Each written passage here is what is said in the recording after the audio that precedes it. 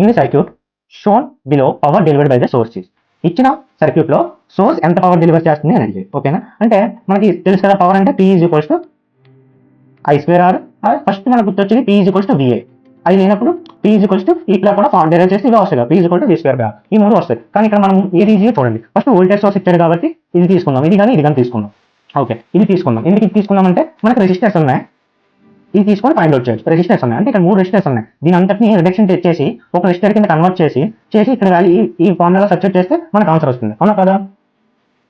అంటే ఈ రిడక్షన్ చేసి ఒక సింగిల్ రెసిస్టర్ కింద మనం కన్వర్ట్ చేయాలి. ఓకే, ఫస్ట్ నేను ఏ విధంగా తీసుకున్నాను అంటే ఫస్ట్ ఒక నోడ్ని ఏ అనుకోండి, ఇంకొక నోడ్ని బి అనుకోండి. ఓకేనా? ఓకే, అంటే మరి రిమైనింగ్ ఏమన్నా చూడండి. అంటే నేను క్లియర్గా అబ్జర్వ్ చేసినట్లయితే ఇదంతా ఒకే నోడ్ వస్తుందా రాలేదా చూడండి. నోడ్ ఇదంతా సేమ్ ఒకటి, ఎందుకంటే మధ్యలో ఎటువంటి ఎలిమెంట్స్ కనెక్ట్ చేసి లేవంటే ఇది ఒకటి అంతా ఒకటి, ఇది ఏ అవుతుంది. నెక్స్ట్ ఇంకోటి చూసుకున్నట్లయితే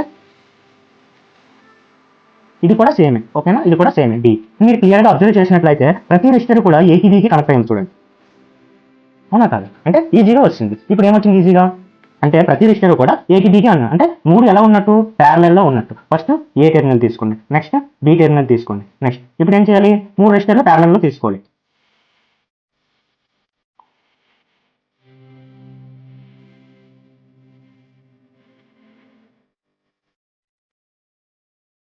మూడు రెసిస్టర్లు ప్యారలల్లో తీసుకున్నాం. అక్రాస్గా ఏం కనెక్ట్ చేశాను?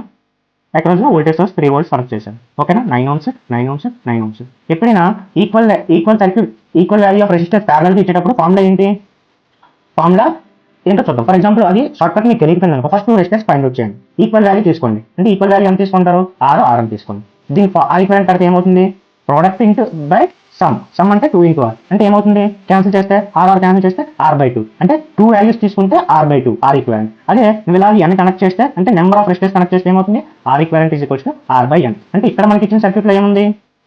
ఇక్కడ ఇచ్చిన సర్క్యూట్ లో n వాల్యూ అంతా 3 ఉంది. అంటే దీని షార్ట్ కట్ ఏమవుతుందమ్మా? R equivalent is equals to R/3. అవునా కదా? ఇప్పుడు చూడండి, మనకి ఇచ్చిన సర్క్యూట్ లో R equivalent is equals to parallel లో ఎన్ని ఉన్నాయి? 3 ఉన్నాయి కాబట్టి బై 9/3 అంటే 3 ohms. అంటే ఇదంతా కలిపి ఒక 3 ohms రెసిస్టర్ కింద వస్తుంది. అవునా కదా? 3 ohms రెసిస్టర్ కింద వచ్చింది. ఇది వోల్టేజ్ సోర్స్. ఓకే, ఇది అంతా 3 volts. దీన్ని పవర్ కాలిక్యులేట్ చేయాలంటే d²/r తీసుకోమని సింపుల్గా వచ్చేస్తుంది. కాబట్టి 3 × 3/r 3 ohms. అంటే ఇప్పుడు దీన్ని క్యాన్సిల్ చేస్తే ఏమవుతుంది? ఆబ్వియస్లీ పవర్ ఏమవుతుంది? 3 watts అవుతుంది. This is the answer.